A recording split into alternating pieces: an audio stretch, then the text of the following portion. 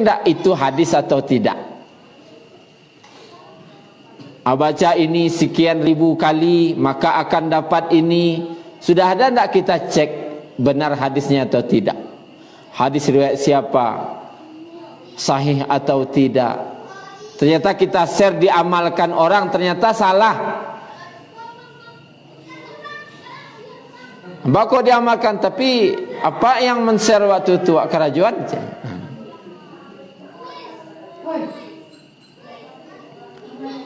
Jadi Bapak Ibu yang dirahmati Allah, Ibnu Qayyim Al-Jauzi berkata rahimahullah, tidak ada musibah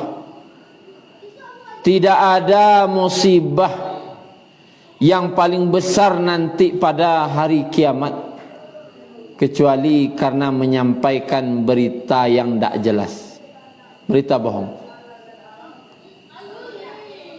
Kalau sekarang istilahnya hoax.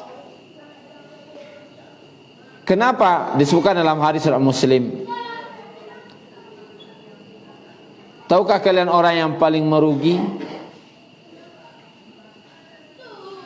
Tahukah kalian siapa orang yang paling merugi? Itu pertanyaan Nabi. Sahabat menjawab, orang yang bangkrut dalam usahanya. Ada yang lebih bangkrut dari itu kata Nabi, yaitu orang yang membawa banyak pahala nanti ke akhirat. Orang ini banyak pahala dia, bawa ibadah salat, ibadah puasa, ibadah haji, sedekah, banyak amalnya, banyak amal, ibadah ini, ibadah itu. Tetapi karena dia pernah menzalimi si fulan. Zalim itu tidak harus karena memukul, menyebarkan berita tidak jelas tentang si fulan sehingga namanya buruak nama orang tu jadinya gara-gara berita tu, itu menzalimi. Dan itulah riba yang paling besar. Riba yang paling besar adalah merusak nama baik saudara sama muslim, merusak nama baik. Wak sampaikan berita kok si fulan gini. Di akhirat orang yang datang membawa pahala yang banyak, tapi dia pernah menzalimi seseorang, pernah begini, pernah begitu, pernah mukul seseorang, pernah menyatakan, artinya dia pernah menzalimi lah intinya. Maka seluruh kebaikan yang pernah dia buat tadi diberikan kepada orang yang pernah dia zalimi. Ada hak orang yang diambilnya, ada yang hak orang yang dikuranginya. Diagihan kebaikan pahala tadi ke orang tadi. Semakin banyak yang dia zalimi, semakin banyak pahalanya diagihan ke orang tadi, sehingga habislah seluruh amalnya. Jadi Bapak Ibu, kalau ada menyebarkan berita ternyata tidak benar dan itu kezaliman terhadap dirinya, maka habislah seluruh amal waktu. Awak beribadah, awak salat je, awak berzakat je, awak puasa je, awak haji je, tapi apa luak diagian ke orang-orang tu. Kalau berita yang kita sebarkan itu se-Indonesia orang tahu, baralo pahalo yang dibagian ke orang se-Indonesia.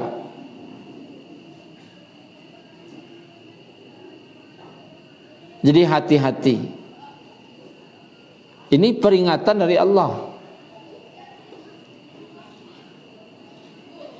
Sudah habis pahala, nanti ternyata masih ada kezaliman kita.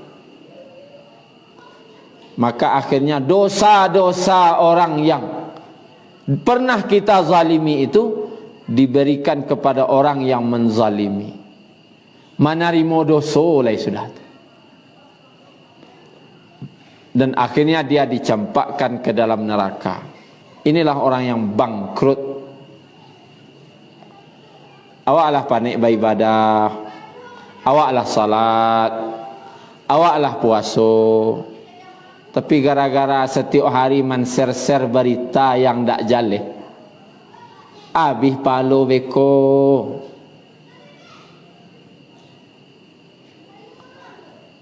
Ibadah kini semakin sulit kita untuk fokus beribadah. Khusyuk salat semakin susah kini. Tapi kenapa begitu gampangnya kita memberikan kebaikan yang begitu susah kita dapat? Panik wak dapatnya, payah wak dapatnya. Untuk mengaji Al-Quran bacari lo waktu luang untuk mengaji. Tapi tiba-tiba bamurahan semagian kau orang. Gara-gara apa? Gara-gara menyampaikan berita yang tidak benar saja.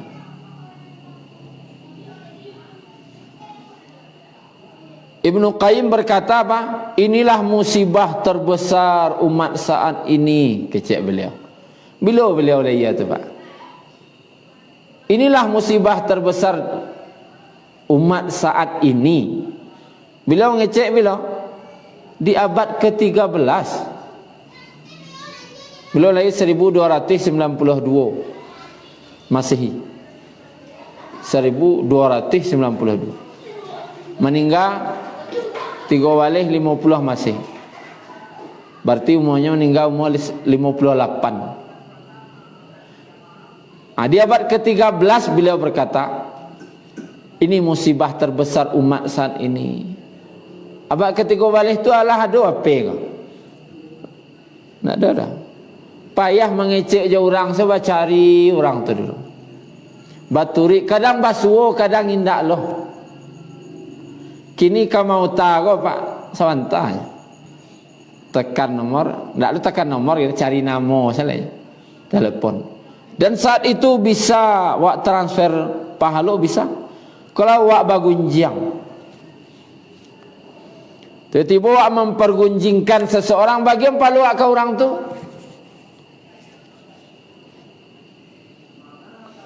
Iyo nyo mode itu, iyo memang mode itu karajonyo wak kecaritan itu nang gunjiang. Kalau ndak ada nyo mode itu wak carituan tu namanya buhtan. Buhtan ko gadang lo dosono pada gunjiang. Orang tu ndak ada buat mode itu dah. Wak keceannya mode itu tu gadang benar dosonya. Inyo mode itu wak kecean wak cerita-cerita inyo mode itu. Itu ghibah namanya gunjiang. Badosokah? Badoso. Menceritakan aib keburukan saudara sesama muslim itu dosa. Bila wak boleh membuka aib seseorang, bolehkah menceritakan aib orang? Secara dasarnya tidak boleh. Tapi dia boleh karena darurat. Atau boleh menceritakan aib seseorang karena terpaksa. Kapan itu? Pertama, boleh menceritakan aib orang itu di pengadilan. Wak jadi saksi wak. Saudara saksi, apakah benar si fulan telah berbuat ini? Itu harus wak cari tuan, elok buru orang tu harus wak cari tuan. Tak boleh menutupi aib karena wak saksi. Kalau tutupi malah wak berdosa. Di situ boleh wak buka aib seseorang, keburukan seseorang.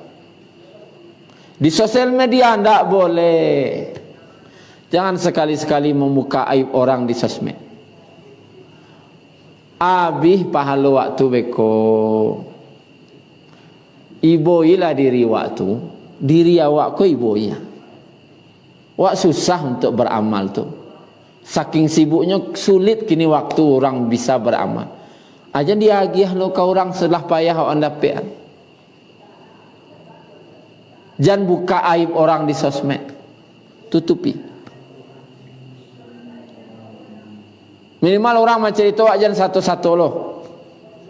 Tak usah komen guys. Karena itu berkaitan dengan aib seseorang. Kalau boleh dikatakan inilah musibah terbesar umat saat ini.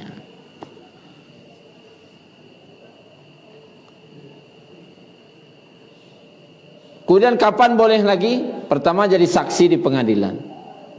Yang kedua, kalau ingin meminta fatwa. Minta fatwa. Ustaz, bagaimana hukumnya ini? Apa kejadian? Dan berkaitan juga aib orang, tapi harus dijelaskan hukumnya. Tapaswa mencari Tuhan karena ingin tahu hukumnya apa, beliau. Tapi dengan syarat tidak di depan orang ramai. Karena meminta fatwa tidak harus sampai orang ramai. Kalau itu aib seseorang, jangan ditampai ramai. Karena itu merusak nama baiknya. Imam Ahmad rahimahullah pernah berkata, jika ada seseorang menasihatimu baduo-duo, ampe mato nyo ngecek menasihati awak, itu yo batu nyo magiah nasihat, cek Imam Ahmad. Yo sabana baniyai nyo magiah nasihat. Tapi jika dia menasihatimu di depan orang ramai, ketahuilah dia tidak menasihatimu, tetapi dia sedang menghinamu. Nanjan awak nasihat, tapi sebenarnya itulah menghina, dosa juangnya. Kalau menasihati orang jangan di sosmed, tahu orang sabalik, wak tahunya salah wah. Misalnya seseorang konya salah baca ayat, baca hadis, langsung wak tegur, dibaca oleh orang, ketahuannya salah. Itu bukan menasihati, mempermalukan, menghinakan seseorang, dosa dapat doa. Kalau kamu magiah nasihat secara online, japri. Jangan di grup.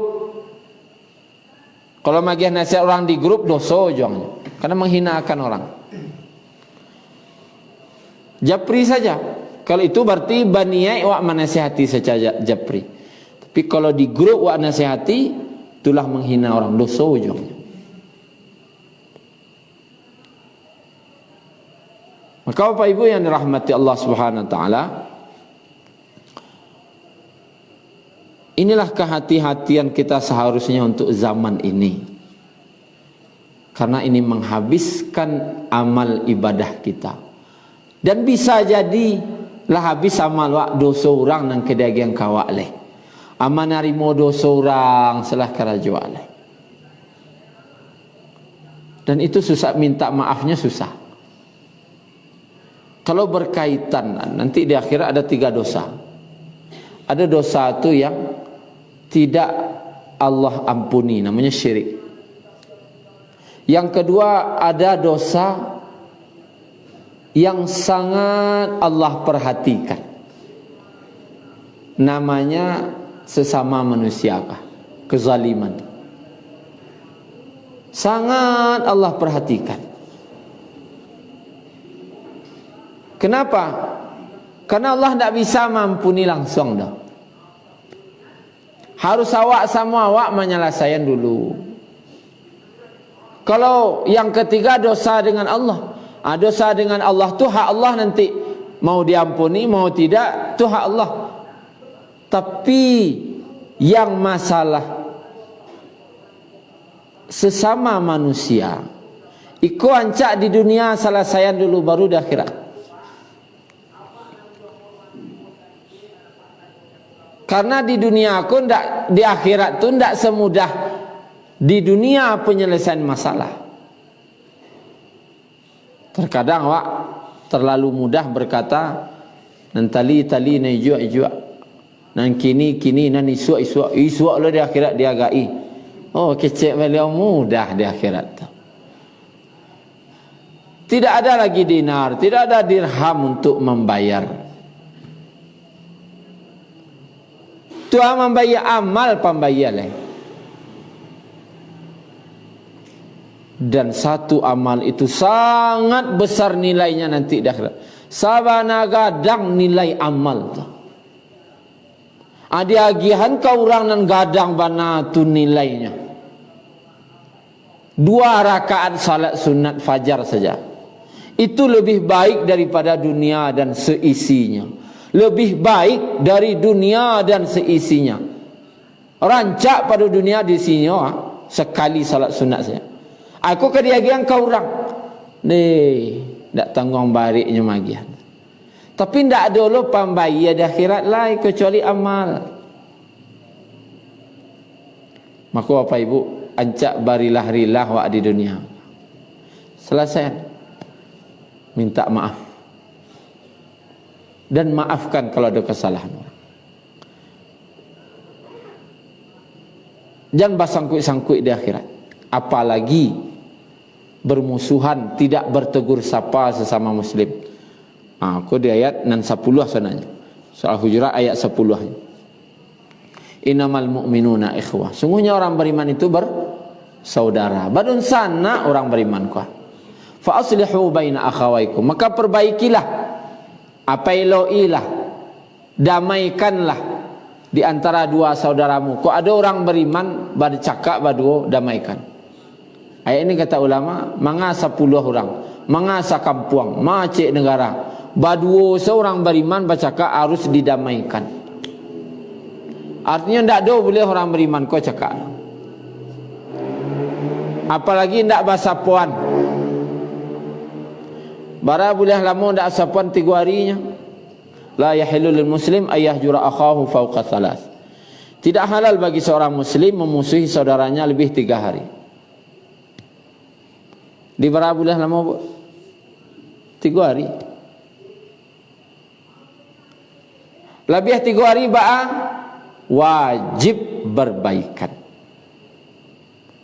Kalau ada orang tak basapuan lebih 3 hari, pertama kesimpulannya saja, tidak diterima amalnya leh.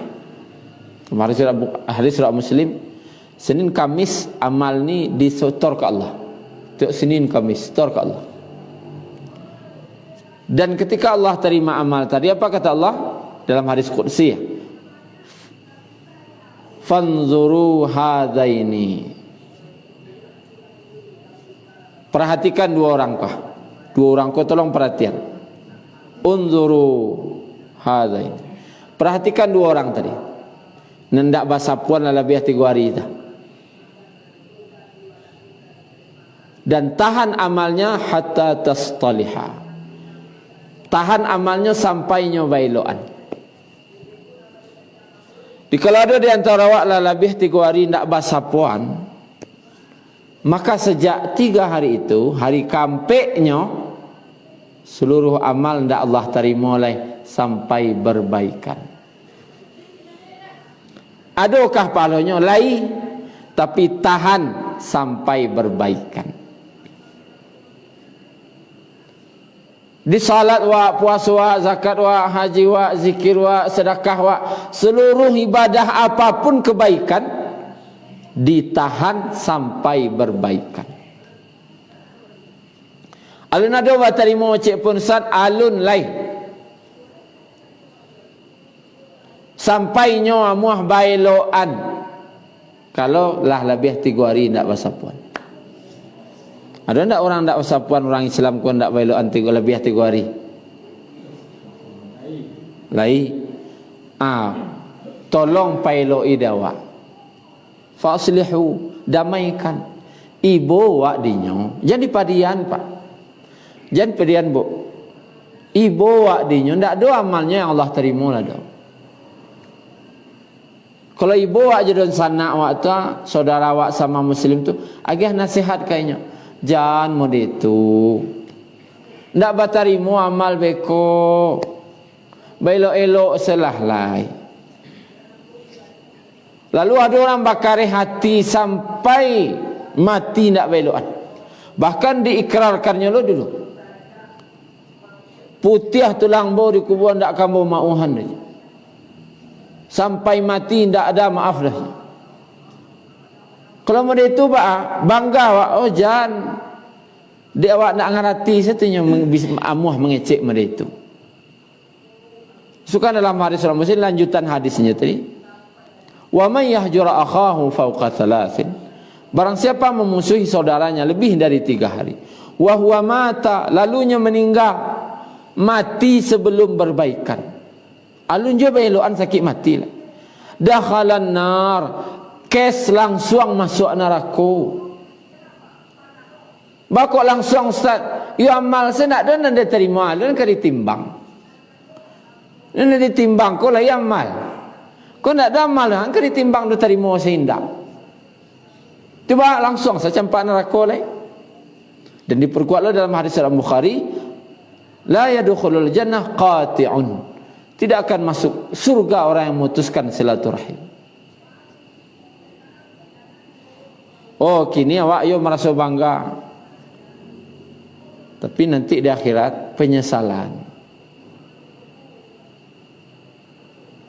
Elok-elok selawat orang beriman. Terkadang karena awak merasa bermusuhan, dek gara-gara merasa bermusuhan tadi, murahlah bagi awak memburuk-burukan orang tadi. Wak jelek-jelekkannya. Bahkan berita tu indak gaya do wak buik-buik gaya kadang cerita tu. Tujuannya memburukan. Makanya kewajiban kita balik kayak tadi, jika datang sebuah berita, maka tabayyun, periksalah berita itu. Kok membaca di media sosial, hati-hatilah bacanya. Kalau rasa kawak tarimo, aku yogo. Kawak katarimo tadi, periksa dulu. Kalau beritanya tentang ibadah, cari hadisnya. Ada tidak hadis tentang itu? Jadi kerajuan sesekali, aku rancak amalnya, awak kerajuan lo, jangan. Periksa dulu. Oh si fulan mode-modeko, iyo lo cewek, periksa dulu. Kadi share, hati-hati bana men-share. Karena kalaulah men-share berita atau info dan semacamnya berkaitan lo tentang seseorang, ternyata tidak benar, marasai wak nanti ibadah wak, amal wak diambil, apalagi menghina-hina orang di sosmed. Itu tidak pahala efek lah, dosa salah itu. Maka benar kata Ibnu Qayyim Al-Jauzi, musibah terbesar umat saat ini. Pinyo ngecek di abad 13. Kalau awak mungkin kalau beliau mengecek musibah terbesar, kalau kini ana mana lagi? Musibah mega besar.